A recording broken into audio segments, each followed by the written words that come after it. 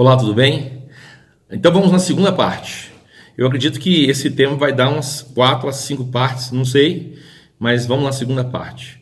Estamos estudando sobre quem é a besta citada em Apocalipse 17:8, onde o anjo dá para nós o significado.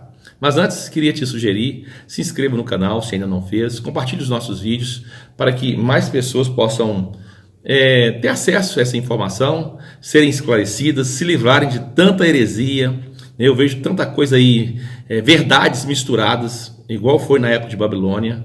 Tem que tomar muito cuidado, porque pior do que uma mentira é uma verdade contaminada, parte verdade, parte mentira, né? E tudo aquilo que não acrescentar na nossa vida algo da pessoa ou da glória de Cristo deve ser rejeitado.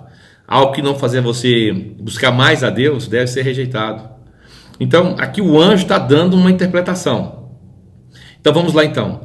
Eu queria lembrar o seguinte: quando você estuda a palavra besta, você vai encontrar 3 tipos de bestas. Isso mesmo, 3 tipos. Você não pode confundir uma com a outra. Por exemplo, tem uma besta que é um líder político, é o anticristo. Tem uma besta que é um líder religioso, é o falso profeta. E emerge da terra. Por exemplo, no capítulo 13, lá fala no versículo 1, no início, vai falar de uma besta que é um império. Isso mesmo, um império. E depois do império fala da besta que é o líder político, que fala assim: o dragão deu-lhe o seu trono. Porque 3 coisas que governam o mundo: política, economia e religião. A política e a economia andam junto, tá certo? Aí então, o mundo é governado politicamente ou religiosamente. Por isso esses 3 se unem, esses 3 pontos, né, em 2 pessoas. Ok. Então, é bom distinguir quando é um império da besta. Você vai ver isso, esse princípio, por exemplo, no Velho Testamento. Por exemplo, capítulo 7 de Apocalipse, de Daniel, você encontra lá uma besta. Besta é uma fera. Por exemplo, um leão. Aquele leão, ele tem 2 significados. Ele representa o império e representa a pessoa mais importante, mais significativa desse império. Por exemplo, Babilônia, tá certo? Agora, a pessoa ali teve vários imperadores, mas a mais importante, Nabucodonosor. Aí vem uma segunda besta, um segundo animal, que é, por exemplo, o urso, né? Ele representa o império, a Média Pérsia. Mas Ciro é o imperador mais importante. E assim, por exemplo, só mais uma. Tem uma besta lá que é um leopardo. Ele fala que tem uma cabeça, depois tem 4 cabeças. Aquele leopardo ali representa o império grego, né? A pessoa mais importante é Alexandre, que é a cabeça principal. Mas também as 4 cabeças, né, que são citadas ali, que são seus 4 generais: Cassandro, Seleuco, Cilímaco e Ptolomeu. Ok. Então, aqui, da mesma forma que a continuidade daquela estátua que representa o governo humano, né? Tipo assim, é como se fosse Roma agora, o Império Romano revivido, né? Que vai ser o império do anticristo. E você fala assim: qual que é o princípio? Como a gente sabe disso, né? Qual que é o embasamento para você falar que o Império Romano vai ser revivido? Você lê Daniel capítulo 9, eu vou ler para você aqui Daniel capítulo 9, você vai dar alguma luz. No capítulo 9 fala das 70 semanas de Daniel. E lá tem uma profecia que diz assim, no versículo 26: depois das 62 semanas será morto ungido, e já não estará. E o povo, esse povo aqui é o povo romano, de um príncipe que há de vir, destruirá a cidade. Isso aqui é Tito, filho de Vespasiano. E o santuário, e o seu fim será um dilúvio. Até o fim haverá guerras, desolações são determinadas. Então ali, esse povo e o príncipe aqui é Tito, que é uma figura, uma sombra do anticristo. Aí esse vamos falar, ele já não é mais Tito, porque esse ele aqui é no nosso tempo. Ele fará firme aliança com muitos por 1 semana. Essa aqui é a aliança que o 7º rei vai fazer com o povo de Israel. Eu acredito, permitindo eles construir o templo. Então, veja bem, né? Você vai lá no capítulo 11 de Daniel, mostra uma característica do anticristo, e ele é repartidor de terras.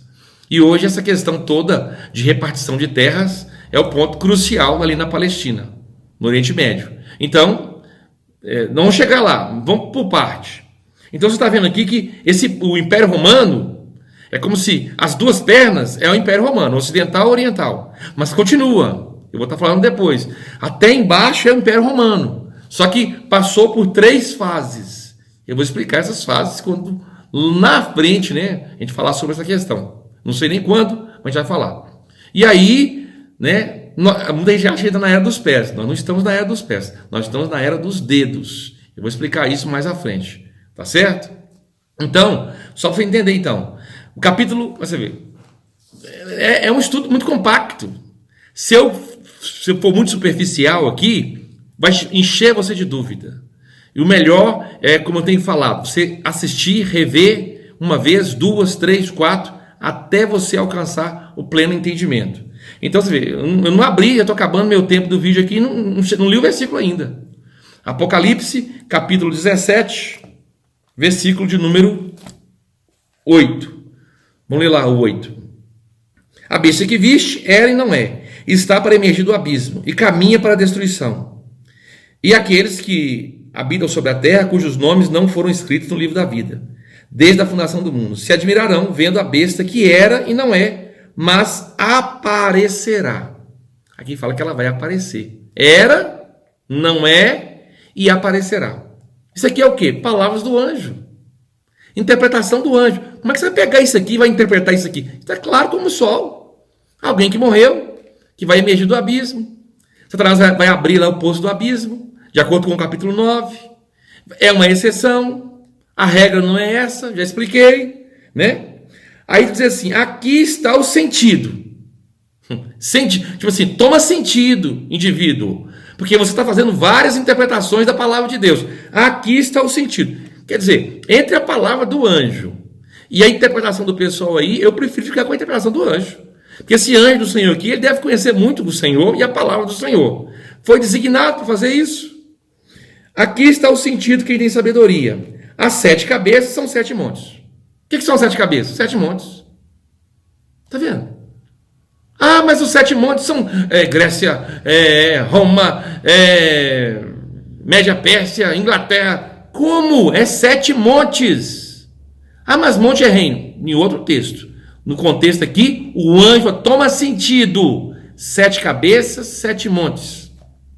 Por que os montes são chamados de cabeças? Você pode fazer essa pergunta.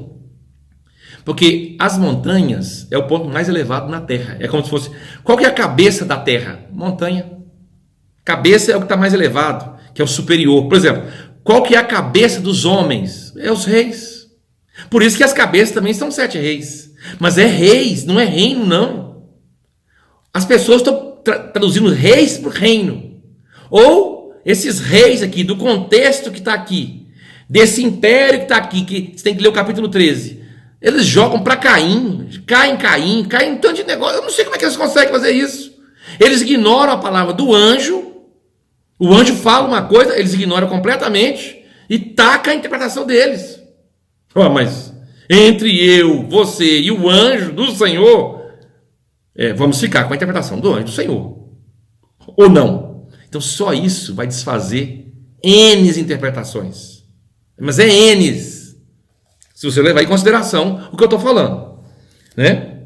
Claro, obviamente. Ah, não concordo. Você é livre para aceitar ou não aceitar. Se não for bom, joga fora. Eu apenas tenho o compromisso de compartilhar a palavra do Senhor como ela está aqui. Palavras do próprio anjo. Então, aqui está o sentido. Que nem sabedoria. As 7 cabeças são 7 montes, nos quais a mulher está assentada. São também 7 reis. Então, 7 cabeças, 7 montes. Que a montanha é o que é de superior na terra. São também 7 reis. Está vendo? Agora, onde a mulher está assentada? Roma é conhecida como Septicolis. Aí se você falar assim, não, mas o senhor está forçando a barra, eu sou um católico, não vou aceitar isso não. Eu te dou um contexto histórico, meu querido. Você vai ver lá que essa mulher aqui, ela se assenta sobre muitas águas. Essas muitas águas do versículo 1, no versículo 15, fala que são povos, nações e línguas. E não tem igreja ou denominação que tenha maior expressão mundial do que a Igreja Católica Romana. Mas se você não aceitar, você vai no versículo 18 e diz assim: a mulher que viste é a grande cidade que domina sobre os reis da terra. Você vai no ano 94, quando o livro de Apocalipse foi escrito, e pergunta assim: qual é a cidade que domina sobre os reis da terra? Você vai encontrar Roma. Roma Septicolis. Isso mesmo. Outra coisa que eu quero falar é o seguinte: quando a gente fala de Roma e do catolicismo, a gente está atacando o catolicismo, mas é bom que se ataque os protestantes, os evangélicos, porque o que tem de contaminação é algo incrível, infelizmente, embora que tenha pessoas sérias, comprometidas com o Senhor, com a palavra do Senhor, mas hoje os evangélicos não podem dizer que são melhores do que católicos, não podem mesmo, isso falando de maneira geral, não podem, porque o que tem de corrupção da palavra, o que tem de escândalo e de interpretação errônea, só a graça de Deus. Então, essa é a segunda parte. Vamos ter a terceira, a quarta, não sei quantas mais, porque é um assunto muito profundo. Até o próximo vídeo.